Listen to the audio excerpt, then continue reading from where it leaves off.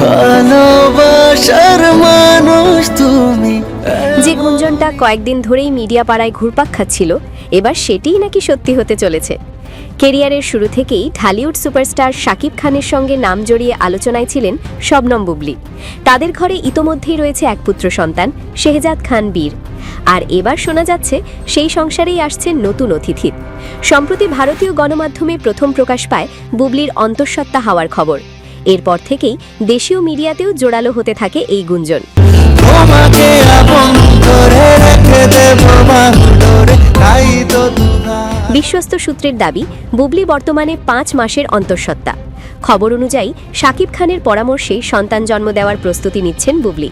এই মাসেই নাকি তিনি যুক্তরাষ্ট্রে উড়াল দেবেন। উল্লেখ্য, তাদের প্রথম সন্তান শেহজাদ খান বীরের জন্মও হয়েছিল যুক্তরাষ্ট্রে। গত বছরের শেষের দিকে বুবলি ছেলেকে নিয়ে শাকিব খানের সঙ্গে দীর্ঘ সময় যুক্তরাষ্ট্রে কাটান। সেই সময় থেকেই দুজনের সম্পর্ক নিয়ে নতুন করে আলোচনা শুরু হয়।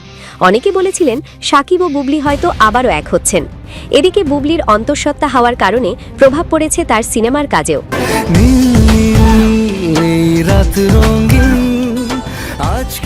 ঢাকাইয়া দেবদাস সিনেমায় আদর আজাদের বিপরীতে অভিনয় করার কথা ছিল তার। প্রথম লটে 4 দিনের শুটিংয়ে অংশ নিলেও দ্বিতীয় লটের শিডিউল আর দেননি বুবলি।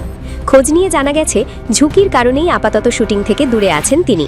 সিনেমাটির প্রযোজক জাহাঙ্গীর সিকদার জানিয়েছেন, বুবলিকে ছাড়াই বাকি কাজ শেষ করার পরিকল্পনা করছেন তারা, কারণ নায়িকা প্রায় 1.5 বছরের বিরতিতে যাচ্ছেন।